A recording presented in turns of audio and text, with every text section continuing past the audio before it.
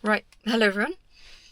Weird angle, but this is the only place I can put you without you overheating. This video is going to be a hard one. It's about child marriage, specifically child brides, where girls as young as 10, 11, 12, sometimes younger, are taken from their childhood and handed over to adult men in a transaction that is often disguised as tradition, protection, and economical necessity. We're going to talk about every horrific detail, basically, because awareness isn't enough when it's sugar-coated. The more we know how awful something like this is, I think most people are more willing to do something about it. Not everyone, unfortunately. They will just move on with their lives and not care at all, but I think a lot of people, if you're watching this, you probably care, even if it's just a little bit. And just remember, while you listen to this, this isn't history. This is right now, in 2026, millions of girls every single year. 1 in 5 women alive today were married off before they were 18. That's over 640 million women who had their lives stolen from them. 640 million. 12 million more girls are forced into it every single year. That's 1 every 3 seconds. Stick with me, this is long, but the truth deserves time. Let's start with the numbers because they are staggering. So the highest prevalence rate, that is Niger, with 76%. That means 3 out of every 4 girls become wives before they are adults. Central African Republic and Chad, both around 61%. I literally have a list of the percentages here. I'll just go through them. Mali at 54%, South Sudan at 52%, Bangladesh at 51%, Burkina Faso at 51%, Mozambique at 48%, Guinea at 47%. The rest of the top 20 is dominated by sub-Saharan Africa, Eritrea, Ethiopia, Madagascar, Malawi, with South Asia like Nepal and parts of Latin America and the Caribbean also showing high numbers. Globally, sub-Saharan Africa has the highest regional rates, with nearly 1 in 3 girls affected, and South Asia follows closely. Now, India alone accounts for 1/3 of the world's child brides in absolute numbers. Insane to think about. Now, progress has been made. Rates have dropped in places like Bangladesh and Ethiopia, but in West and Central Africa, the numbers are barely budging. Conflict zones, rural poverty pockets, and fragile states make it worse. This isn't somewhere far away. This is systemic, and it traps entire generations. So why in 2026 does this still exist? And it's not one reason. It's such a toxic mix of things like poverty, lack of education, gender inequality, a harmful culture that continues for generation after generation. Poverty is the biggest driver. In the world's poorest households, families see daughters as economic burdens. Marrying her off, that's 1 less mouth to feed.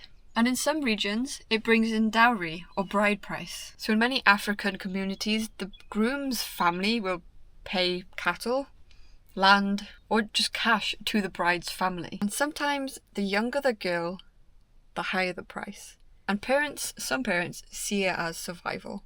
And when you layer on those deep-rooted patriarchal beliefs, girls are valued for their virginity, for their fertility, and their roles as wives and mothers, not for their education or their independence and who they are as a person, just these roles. Sons get the investment, daughters get married off to protect the family. To protect the family's honour. Cultural and religious norms in some communities reinforce this. Even though no major religion actually mandates child marriage, local interpretations and traditions are used to justify it.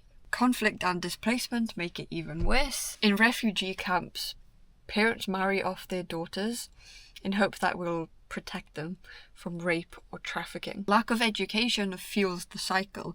The uneducated girls have fewer options and a lower status. Weak laws and poor enforcement means that even where it's illegal, it still happens. It persists because it's profitable for some, it's convenient for others, but it's normalized by most.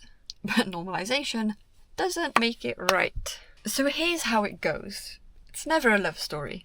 It's a parent's decision. Parents or the elders arrange it, sometimes years in advance with a betrothal, and the girl's zero say. In some of these cases, she will meet her future husband on the day of her wedding or just days before. In South Sudan and East Africa, girls are typically traded for cattle, or dowry in South Asia, where the bride's family typically pays to offload her. And once agreed, there's a ceremony, sometimes a big celebration, sometimes it's quiet, and then the girl is handed over. She leaves her home, she leaves her family, her friends, maybe an education.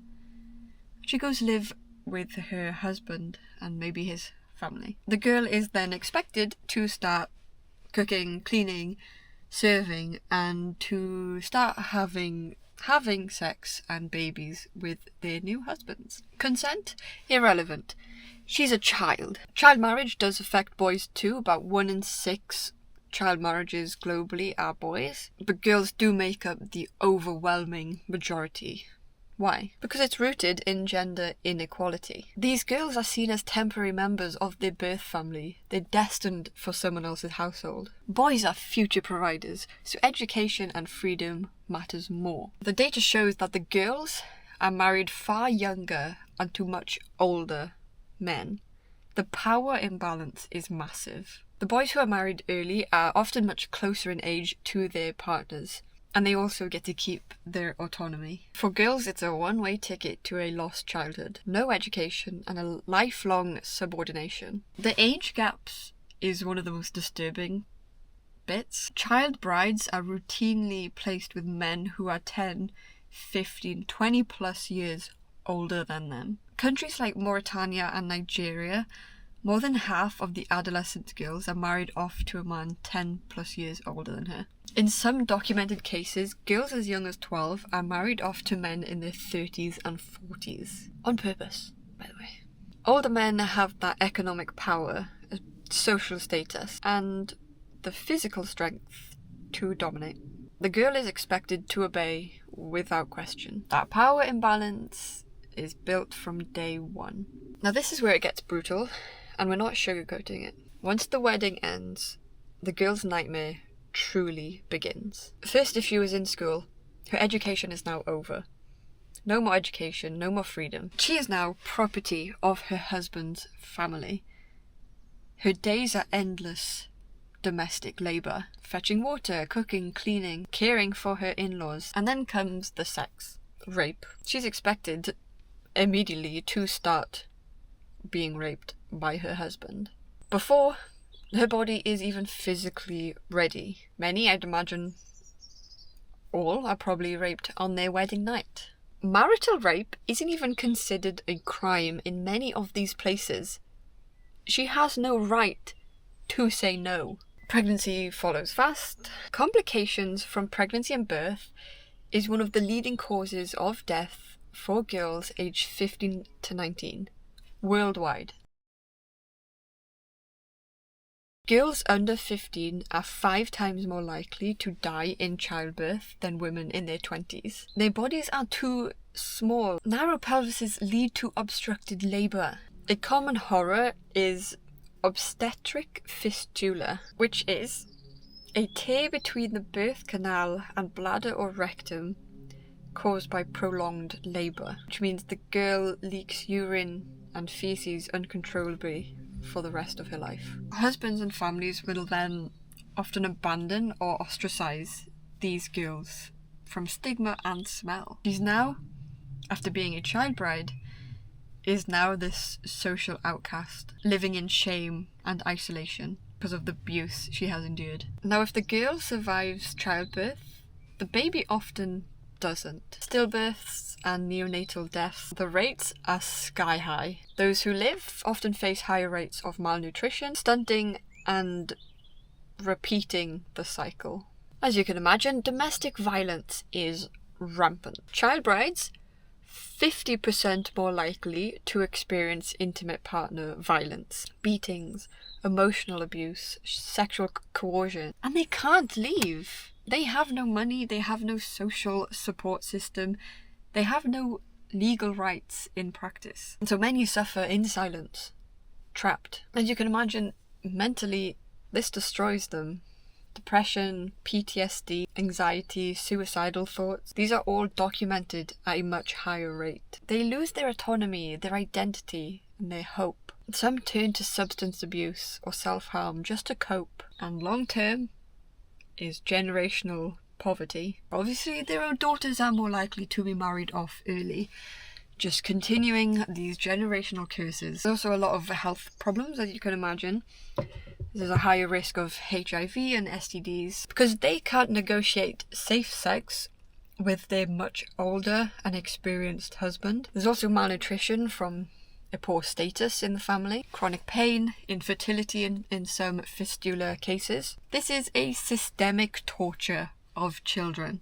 Let's call it what it is. Now, real girls, like a Tanzanian 15-year-old who was sold to a 35-year-old man, beat and raped her nightly. Syrian refugee girls who were married off at 16 to protect them, only to face abuse in their new homes. Their childhoods are erased, bodies are abused, and their minds are broken. And let's be direct about the perpetrators. They're the parents who sell their daughters off for cattle or land or just money. The older men who seek out child brides because they are more vulnerable, easy to control because they want obedience, virginity. Community and religious leaders, they bless these unions and shame anyone who speaks against it. And families who pressure and threaten girls into compliance. These are adults exploiting children, their own children, for financial gain, social status, or a very twisted idea of honour. It is not culture when it violates a child's rights. It's just abuse. Full stop. I'm sure poverty warps judgment, but that doesn't excuse the harm. The system is sick, but the people who uphold it, the child rape and abuse in the name of marriage, tradition, culture, they're also sick, and that's a very light word to use here. We're not here to only dwell on the monsters. The focus must remain on the girls. Innocent girls whose lives are being destroyed. Millions every single year. They deserve protection, education, choice, and future. Now, progress is possible. In the last 25 years, 68 million child marriages were prevented through advocacy, education, and economic support. Laws are changing in more countries. So how do we help? Education. Keep girls in school. It's the single biggest protective factor. Programs that provide scholarships, safe transport, and life skills work. Things like economic support, community engagement, enforce and strengthen the laws, and support survivors. There are many organisations leading this charge. Girls Not Bride, I think, might be one of the biggest ones. UNICEF and UNFPAs, a global programme to end child marriage. Plan International, Save the Children, local grassroots groups in high prevalence countries, and in the US, Unchained at Last for domestic cases. We can help by amplifying their work, donating, volunteering, pressuring governments, and raising awareness in our own circles. If this video hit you, and it should have, this is something you can do right now. Share this video to anyone and everyone. Everyone should know the details of how horrific child marriage is.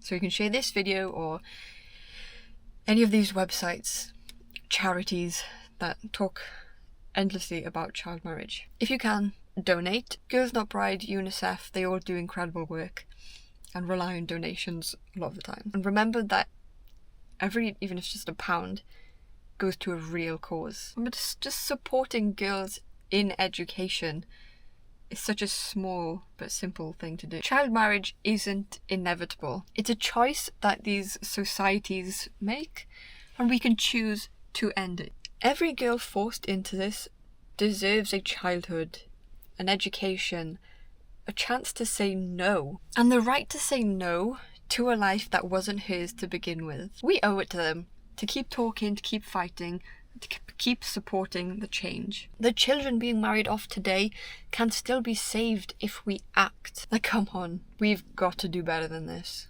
So thank you for watching and caring enough to listen. Drop your thoughts in the comments below. Let us know any more charities that do incredible work that we can support. You can hit the subscribe button if you want to. The main thing is sharing.